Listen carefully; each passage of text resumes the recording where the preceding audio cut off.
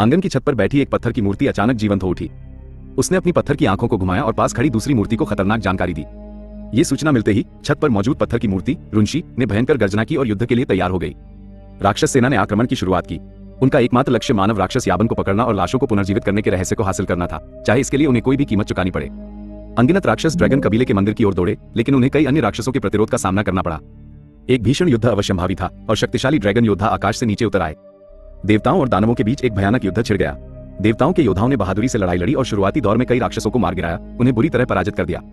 लेकिन तभी छत पर घात लगाए बैठे राक्षसों का एक झुंड अचानक आसमान से उतरा, जैसे मंगल ग्रह पर मरे हुए लोगों का समूह हो। राक्षसों ने मानव तरंग रणनीति का इस्तेमाल करते हुए दोनों तरफ से कई स्वर्गदूतों पर हमला कर दिया। ड्रैगन गार्ड्स के कप्तान को जल्द ही एहसास हो गया कि वे एक जाल में फंस गए हैं। नीचे के राक्षस तो केवल चारा थे। उसने तुरंत अपने आदमियों को यादान की रक्षा करने का आदेश दिया, जबकि उसने तेजी से सृजन की कुल्हाड़ी उठाई। उसने टीम के कुछ सदस्यों को आगे रहने और अंतिम रक्षा पंक्ति को मजबूत करने के लिए प्रेरित किया। यद्यपि रेट्रोग्रेड ड्रैगन में अपार युद्ध क्षमताएं थी, फिर भी वो कुछ देर तक ही प्रतिरोध कर सका। राक्षसों ने भारी संख्या में हमला किया और जल्द ही प्रोटोस योद्धाओं को भारी नुकसान उठाना पड़ा। जैसे ही पवित्र प्रकाश के स्तंभ आकाश की ओर उठे, ड्रैगन योद्धा एक एक करके हवा में मरने लगे और बलिदान किए गए देवता सीधे स्वर्ग चले गए। उस क्षेत्र की राक्षस आत्माओं को पापमोचन में फेंक दिया गया। वे सभी अलौकिक प्राणी थे और उनके साथ व्यवहार भी विशेष था। जैसे जैसे लड़ाई और तेज होती गई, सामने का द्वार टूट गया और आधार शिविर पर आक्रमण हो गया। कभी पवित्र और शांत रहने वाला एंजल मंदिर अब अभूतपूर्व संकट का सामना कर रहा था। प्रतिगामी ड्रैगन के 3 योद्धा तुरंत युद्ध में कूद पड़े। ड्रैगन गार्ड्स का कप्तान बिजली और गड़गड़ाहट की शक्ति के साथ दुश्मन की ओर बढ़ा। अकेले लड़ रहे प्रोटोस योद्धाओं को पूर्ण लाभ मिला। हालांकि राक्षस सीधे महल में घुस गए और उन्होंने उस स्थान का पता लगा लिया जहां एडम को कैद किया गया था। राक्षस को अंदर घुसते देख प्रतिगामी रक्षक ने बिना किसी हिचकिचाहट के एडम की जंजीरों को काट दिया।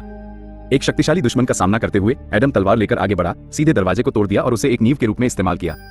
इस तरह एक रास्ता जबरदस्ती खोल दिया गया और न्याय और बुराई के बीच का टकराव अत्यंत क्रूर था। दुर्भाग्य से दानव सेना एक एक करके पापमोचन में धकेल दी गई, लेकिन दानव लड़ते रहे और उस ड्रैगन की रक्षा करते रहे जिसने एडम को बचाया था। दुर्भाग्य से उस ड्रैगन की आत्मा को वापस स्वर्ग बुला लिया गया और गार्डों का कप्तान इतना क्रोधित हुआ कि उसने एक राक्षस को पकड़ लिया और गुस्से में उसे टॉवर के नीचे रखे पवित्र ड्रैगन ताबीज में डाल दिया। उसी समय घंटाघर में घंटी बजी और राक्षस सेना अजीब तरह से पीछे हटने लगी। टॉवर के नीचे खड़ा गार्डों का कप्तान इतना क्रोधित हुआ कि वो नीचे कूद गया। तब कई देवदूत राक्षस सेना का पीछा करने लगे।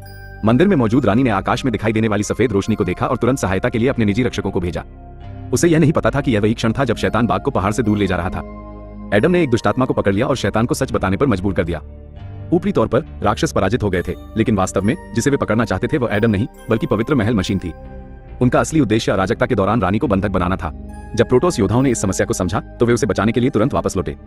जब वे मंदिर पहुंचे तो रानी का अपहरण हो चुका था। रानी उनकी एकमात्र शिष्या थी जो देवलोक से संपर्क कर सकती थी, इसलिए कोई अनहोनी नहीं होनी चाहिए थी। पकड़े गए राक्षस ने उनसे कहा कि यदि वे रानी को बचाना चाहते हैं तो उन्हें एडम के बदले में रानी को लाना होगा। उसी समय एडम ने शैतान को सौदे की जगह बताने के लिए मजबूर किया और फिर अपनी रानी को सफलतापूर्वक बचाने के लिए अकेले ही चर्च छोड़ दिया। गार्डों के कप्तान के पास बिना अनुमति के गुप्त कमरे में छिपे नोट्स को बाहर निकालने के अलावा कोई विकल्प नहीं था, क्योंकि उन नोट्स में एडम के पुनरुत्थान की विधि दर्ज थी। फिर वह अकेले ही शैतान के बताए स्थान पर गया, शैतान के साथ सौदा किया और रानी को सफलतापूर्वक छुड़ा लिया। अंधेरे में छिपकर एडम नोटबुक वापस लेना चाहता था, क्योंकि सैकड़ों वर्षों के बाद भी एडम को यह नहीं पता था कि वो क्यों अस्तित्व में है। वो न तो मनुष्य है, न देवदूत है, न ही शैतान है। उसे तो इस बात पर भी संदेह है कि क्या उसके पास कोई विशेष योग्यता भी है। विज्ञान द्वारा निर्मित राक्षस के रूप में उसके पास अपने अस्तित्व को दर्ज करने के लिए केवल नोट्स ही थे, इसलिए उसे नोट्स वापस लेने थे और उनका पीछा करते हुए शैतान के भूमिगत अड्डे तक जाना था। वहां पहुंचकर वो ये देखकर दंग रह गया कि हजारों लाशें लटकी हुई थी, जो बेकन की तरह पंक्तियों और टुकड़ों में व्यवस्थित थी। अब उसे अंततः समझ में आ गया कि शैतान अपनी निर्माण विधि का उपयोग करके इन लाशों को पुनर्जीवित करना चाहता था। फिर नरक की आत्माओं को मानव शरीरों से जोड़ दिया जाता ताकि दुनिया पर शासन करने के लिए राक्षसों की एक सेना बनाई जा सके। उसी समय प्रयोगशाला में राक्षसों ने अपनी पहचान छिपाई और दुष्ट प्रयोगों के लिए 2 मानव वैज्ञानिकों को काम पर रखा। वे चूहों की लाशों को पुनर्जीवित कर रहे थे।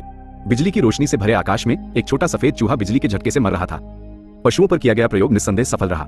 शैतान के बेटे ने नोटबुक ले ली और उन्हें सौंप दी तथा उनसे जल्दी से आकर प्रयोगात्मक परिणाम देखने को कहा।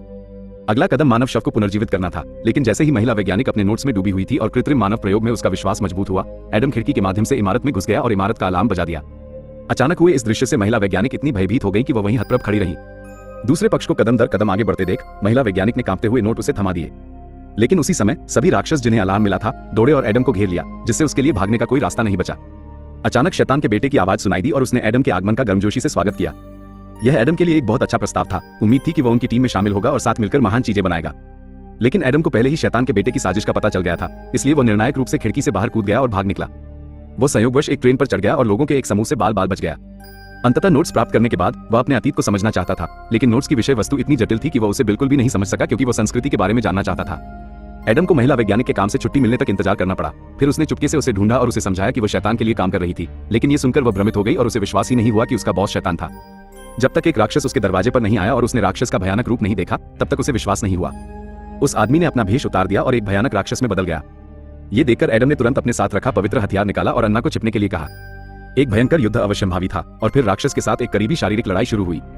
एक साधारण परीक्षण के बाद एडम को एहसास हुआ कि दूसरा पक्ष कोई साधारण राक्षस नहीं था। इसके बाद वह अत्यंत सतर्क हो गया और अपने कौशल को 100% तक सुधारने की पूरी कोशिश की। उनके हथियारों के टकराने से चिंगारियां निकलने लगी और दोनों व्यक्तियों के बीच भयंकर युद्ध हुआ। सौभाग्य से दोनों पक्ष बराबरी पर थे और कोई भी दूसरे को कुछ नहीं कर सका। अंततः 300 चक्रों के बाद दानव की शक्ति थोड़ी बेहतर हो गई और एडम धीरे धीरे कमजोर पड़ने लगा। राक्षस ने उसके शरीर के अंदरूनी अंगों पर प्रहार किया और वो ऊंची इमारत से नीचे गिरकर जोर से जमीन पर गिरा। शैतान ने एडम को सांस लेने का भी मौका नहीं दिया और उससे नोट्स छीन लिए। एडम अब किसी काम का नहीं रह गया था, इसलिए शैतान ने उसे मार डालने का फैसला किया, लेकिन अन्ना अचानक आगे बढ़ गई। वो राक्षस को रोकने के लिए आगे बढ़ी और जब राक्षस का ध्यान भंग हुआ तो एडम ने चुपचाप अपना गुप्त हथियार निकाल लिया। महत्वपूर्ण क्षण पर उसने आगे बढ़कर प्रतिद्वंद्वी पर एक घातक प्रहार किया और राक्षस की आत्मा तुरंत जलकर राख हो गई। आखिरी क्षण में अन्ना ने जल्दी से उसके हाथ से नोट छीन लिए, फिर घायल एडम को अपने घर ले गई और उसके घावों पर पट्टियां बांधी। एडम बहुत प्रभावित हुआ क्योंकि इससे पहले कभी किसी ने उस पर इतना ध्यान नहीं दिया था, इसलिए वो अन्ना को अपने नोट्स दिखाने को तैयार था। नोट्स पढ़ने के बाद अन्ना कृत्रिम मानव प्रयोग को स्वयं पूरा करने में सक्षम हो गई। साथ ही उसने एडम से शैतान की साजिश के बारे में भी जाना। उन्होंने तुरंत अपने सहकर्मी को बुलाया जो इस स्थिति से अनजान था और उसे तुरंत प्रयोगशाला से बाहर निकलने को कहा। दोनों पुरानी जगह पर मिलने के लिए सहमत हो गए, लेकिन जैसे ही उनके सहयोगी ने कॉल समाप्त की, वो शैतान के निशाने पर आ गया। जब अन्ना वहां पहुंची तो उसने कभी यह उम्मीद नहीं की थी कि शैतान वहां काफी समय से इंतजार कर रहा था। एक अन्य व्यक्ति एडम तत्काल मदद मांगने के लिए एंजल मंदिर में आया। उसने रानी को दानव पुत्र के पुनरुत्थान का रिकॉर्ड बताया और रानी से उसका रिकॉर्ड बंद करने को कहा। ये जानने के बाद कि देवताओं और राक्षसों के बीच इस लड़ाई में मानव वैज्ञानिक भी शामिल थे, रानी को भी मामले की गंभीरता का एहसास हुआ। यदि नरक की आत्माएं इन शरीरों की सहायता से संसार में वापस लौटती हैं, तो स्वर्गदूत और मनुष्य दोनों ही अंततः नष्ट हो जाएंगे। इसलिए उन्होंने एडम की राय से सहमति जताई और उससे कहा कि वह पहले वापस जाए और नोट्स तथा वैज्ञानिकों को लेकर आए। देवता आपकी और वैज्ञानिकों की रक्षा करेंगे। लेकिन एडम के चले जाने के बाद रानी तुरंत ही पलट गई और उसने गार्ड के कप्तान को एक क्रूर आदेश दिया कि जब तक एडम के पास नोट रहेंगे उसे नष्ट कर दिया जाएगा। एक क्षण बाद एडम केबिन में वापस आया और नोटबुक ले आया, जब अचानक एक शक्तिशाली अजीब शक्ति उठी और लगभग उसे इमारत से बाहर धकेल दिया और उसने सोचा कि यह एक राक्षस था। लेकिन जब वह उसके पास गया तो उसने पाया कि इस बार उसे मारने वाला दानव राजा नहीं बल्कि रात्रि देवता दानव था। दानव के पुत्र को एडम को पाने और शव को पुनर्जीवित करने की योजना बनाने से रोकने के लिए रानी के पास एडम के जीवन को क्रूरतापूर्वक समाप्त करने के अलावा कोई विकल्प नहीं था।